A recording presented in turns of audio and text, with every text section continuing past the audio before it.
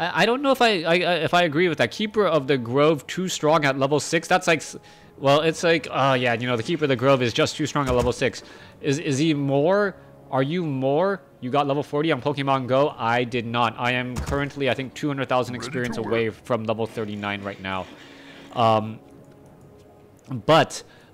Would you say, are you more afraid of the Keeper of the Grove's tranquility, or are you afraid of a Demon Hunter's metamorphosis? What is quote unquote more scary? I do not have an answer to that. A Keeper of the Grove is already too strong at level 1. Well, we'll see if he stays. His harassment potential is incredibly high. Yeah, all heroes are incredibly strong at level 6, right? Like, it's like if you say, "Oh, I would have won that game if that Keeper of the Grove didn't get to level 6," that well, you were probably in a losing situation already as you got into a situation where your opponent could get to a level 6 Keeper of the Grove. If only archers had Stim Pack.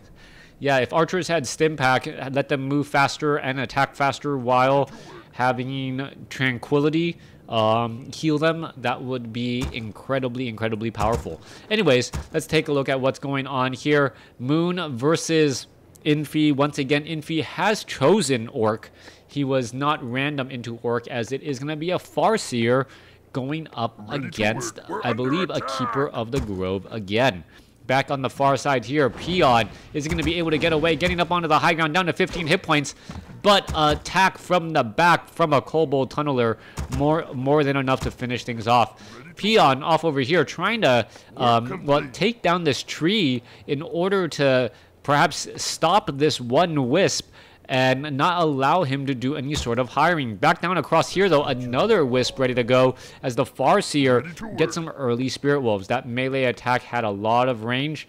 Yeah, that melee, well, yeah, he started the swing and he finished his swing a good like 4 feet away and somehow ended up still getting the shot off.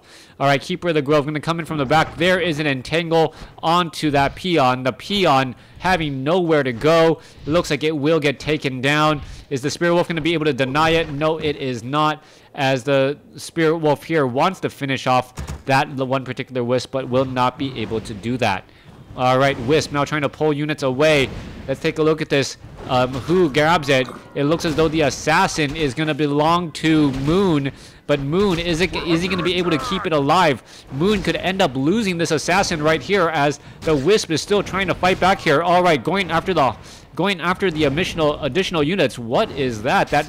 Well, that is getting taken down again. That Murloc Huntsman, I'm not quite sure who it was. I was trying to actually gain sight of it, but I couldn't really quite tell. All right, both sides getting some early assassins. Gonna go ahead and do a little bit of poking as you take a look at the Murloc Huntsman, who is able to teleport away. All right, if you guys have not played on this map, well, you will know that the mercenary camps here have dropped 2 units that are hireable very early on. One of them has Ensnare, a very powerful ability. The other one has Poison. The Assassin with Poison, Slow Poison, makes you, well, gain access to Dryads much earlier than you normally would. Then the Ensnare from the Huntsman also gives you early access to a lot of damage as well. Taskmaster going to get taken down. There it goes. Book of the Dead now being added. And let's go after, well, the remaining units here as we see the Keeper of the Grove get up to level 2. Spirit Wolves trying to head away. The Keeper of the Grove using the Book of the Dead in a creeping fashion. And that is actually a little bit of a head scratcher. We are taking the tier 2, but you got to remember, Moon did not, I repeat, did not go for an Ancient of War. Without an Ancient of War, I just realized this, well, he obviously can't stay at tier 1. A quick tech to tier 2 will allow him to get to Dryads very quickly, and I believe that is going to be the follow-up units here. All right, getting those double early assassins early on, 25 to 30 damage. Big damage here, or Mercy's going to kill another one. Don't know at what moment you are. All right, let's go head about down over here. Summoned units going to absorb the more damage in that front line position. That beautiful spot as Moon wants to finish off all of these Murlocs here, get to level 3, and perhaps go in for some serious harass. Stronghold upgrade has been completed. We should be looking at a a Shadow Hunter now getting trained back up. We are looking at a tech, a tier 2 tech going for Ancient of Wind. And now we also see a Goblin Alchemist. Level 2 Keeper of the Grove, Goblin Alchemist joining on the fight. Acid Bomb with a bunch of range attack. That negative armor is going to be pretty interesting as a Scroll of the Beast and Gloves of the Haste added to the Alchemist. Alchemist is going to be able to finish off all of these units right here. Assassin trying to, spread the damage and doing exactly that, as the Alchemist is just shy of level 2. Keeper of the Grove going to head off to the north, sitting at level 3. Could perhaps try and take down some units. Tauren Totem sitting at level 2 here, as the Keeper of the Grove could try and go after all of these Kobold Tunnelers. Are we going to be looking at some Acid Bomb? The archers, the Summon Archers are going to end up getting disappeared right there, as an Acid Bomb goes down on the Kobold Taskmaster. All right, a handful of Ents absorbing some damage and dishing it back out, as the Alchemist gets back up to level 2. Farseer sitting at level 2. Shadowhunter sitting at level 1. Healing Wave going across multiple units, keeping all of these units alive. Thinking emoji, thank you for tuning in. And I will keep up the great work as long as it makes sense and I still get some sort of enjoyment out of it. All right, Lightning Reverend joining in. Healing Ward in the backfield. So this is going to be important, as the Healing Ward heals based on a percentage. By healing on a percentage, the Alchemist, who has a high amount of base hit points, is actually benefiting quite nicely. You can see him not really getting taken down here. Skeletal Marksman will get taken down, and that last Skeletal Marksman will get taken down as well. Keeper of the Grove going to stay comfortably at level 3. Alchemist getting closer to level 3 as well. Farseer sitting at 2. Remaining Apprentice Wizards will get taken down. Goldmine, if an expansion is necessary, will be ready to go, as the Shadow Hunter gets to level 2 again. All right, Chemical Rage, as the Alchemist now heads back off to the... Did Taurens get a boost in 130? Tauren Sanctum is unusual to see. The Tauren Totem is now necessary to hire up Spirit Walkers, so they are no longer trained up at the Spirit Lodge. That is the reason why they're in Snare. Now going down onto those units here, as the Farseer continuing to try to chase. Healing Wave coming across. Keeper of the Grove, this could be a little bit of a weird sight here, as the Alchemist goes onto an Acid Bomb. May try and focus down some of these units, as the Acid Bomb is removing much of the armor across multiple units here. All right, Chemical Raged Alchemist now trying to get away. Assassins coming in from the other side. Farseer resummon some more wolves. This could be problematic, but you just want to get that Alchemist perhaps to a next level. This could be a problem though. Down to 54 hit points, down to 34, and it looks as though he's going to be down to 16. High hit point, enough armor to do enough there, as the Farseer now sitting at level 3. Will it be level 2 wolves? That is the question. That's really cool. Makes a lot of room for innovation. Yeah, Jay Plasko, it does. Really changing all of that there. So that is the reason why you see Spirit Walker Adept training and those Spirit Walkers back down to the south. All right, Spirit Wolves now trying to get away. It looks like they will be able to do exactly that, perhaps trying to use that Healing Ward to heal back up all of these units here, as Druids of the Talon with...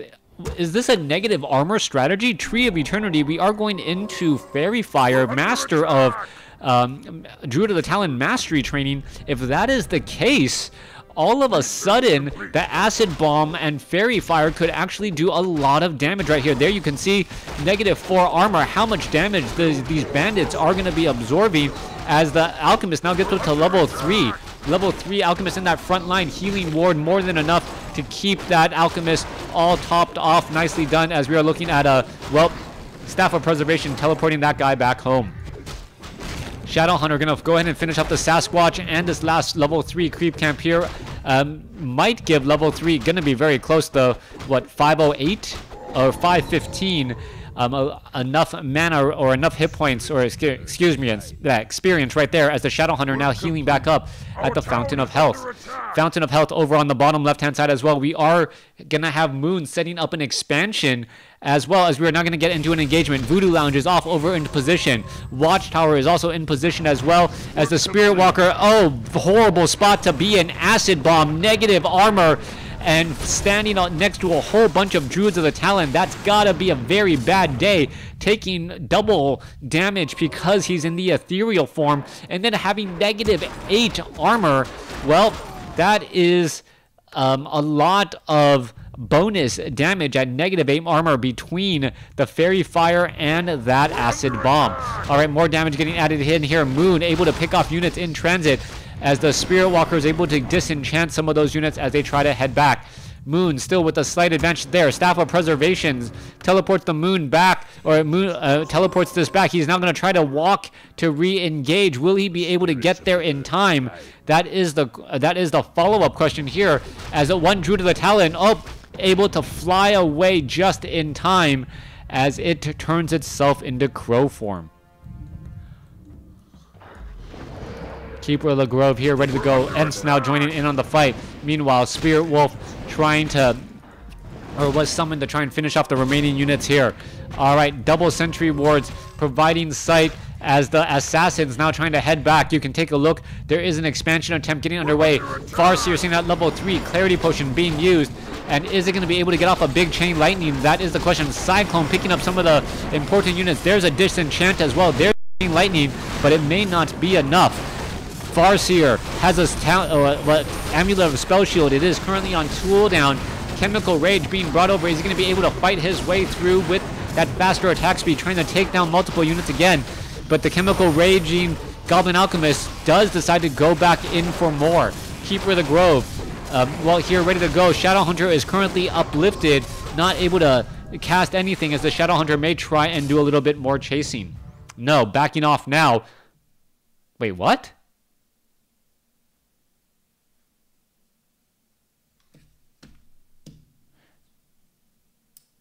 And Moon wins? All right.